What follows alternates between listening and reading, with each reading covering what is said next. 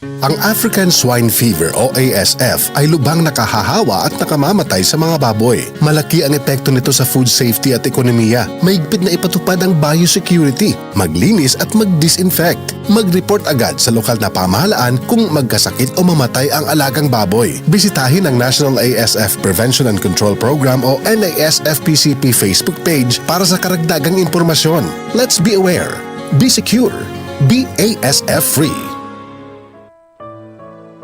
Pagbasa sa Aklat ng Kawikaan, Kabanata 12, talata 1 hanggang 28, ang taong may unawa ay tumatanggap ng payo, ngunit ayaw mapaalalahanan ang matigas ang ulo. Si Yahweh ay nalulugod sa taong matuwid, ngunit sa masasama siya ay nagagalit. Ang makasalanan ay hindi mapapanatag, ngunit ang matuwid ay hindi matitinag. Ang mabuting babae ay karangalan ng asawa, ngunit kanser sa buto ang masamang asawa. Ang taong matuwid ay mabuting makiharap, ngunit ang masama ay bihira lang magtapat. Pumapatay ng lihim ang mga pangungusap ng masama, ngunit ang salita ng matuwid ay nagliligtas sa kapwa. Ang masama ay lubusang mapaparam at di na magbabalik, ngunit ang sambahayan ng matuwid mananatiling nakatindig. Ang taong matalino ay magkakamit ng karangalan, ngunit ang aanihin ng masama ay pagkutsa lang. Ang maralitang nagsisikap ay mabuting di hamak kaysa nagkukunwang mayaman, ngunit sa gutom nakasadlak. Kahit sa kanyang mga hayop ang matuwid ay mabait, ngunit ang masama kahit kanino ay sadyang mabagsik. Ang taong masipag ay sagana sa lahat, ngunit ang isang hangal sa yaman ay salat.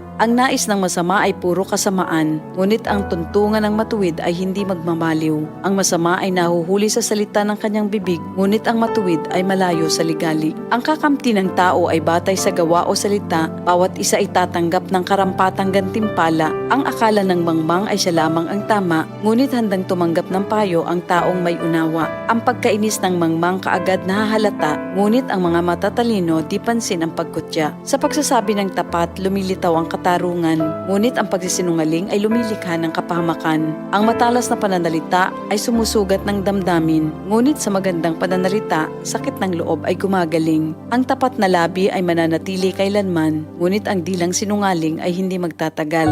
Ang nagbabalak ng masama ay mag-aani ng kapahamakan, ngunit ang nag-iisip ng mabuti magtatamo ng kagalakan. Ang kasamaang palad ay malayo sa matuwid, ngunit ang buhay ng masama ay puno ng ligalig. Namumuhi si Yahweh sa taong sinungaling, ngunit ang tapat ay ligaya niya at aliw. Di agad sinasabi ang alam ng matalino, ngunit kahangalan ay inihahayag ng mangmang na tao. Balang araw, ang masikap, ang mamamahala, ngunit ang tamad ay mananatiling alila. Nagpapahina sa loob ng isang tao ang kabalisahan, ngunit ang magandang balita ay may dulot na kasiglahan. Ang payo ng kaibigang matuwid ay isang gabay, ngunit ang daan ng masama ay tungo sa pagkaligaw. Hindi makakamit ng tamad ang kanyang hinahangad, ngunit ang masikap ay laging may magandang hinaharap. Ang matuwid na landas ay patungo sa buhay, ngunit ang maling daan ay hahantong sa kamatayan.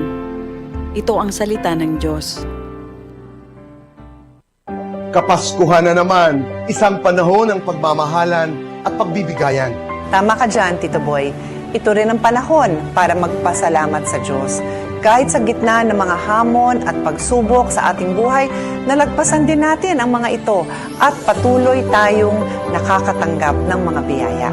Meaningful Christmas, napaka-importante na ito'y panahon na tayo magkaisa, na tayo magtulungan at magbigayan. Magbigay tayo ng pag-asa sa isa't isa.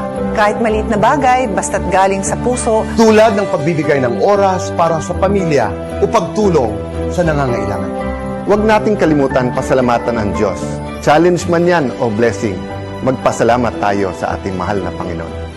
mula sa amin dito sa Cayetano in Action with Boy Abunda, Pagpalain tayo lahat ng Panginoon. Maligayang Pasko at masaganang bagong taon sa ating lahat. DCXL News, ang himpilan ng RMN.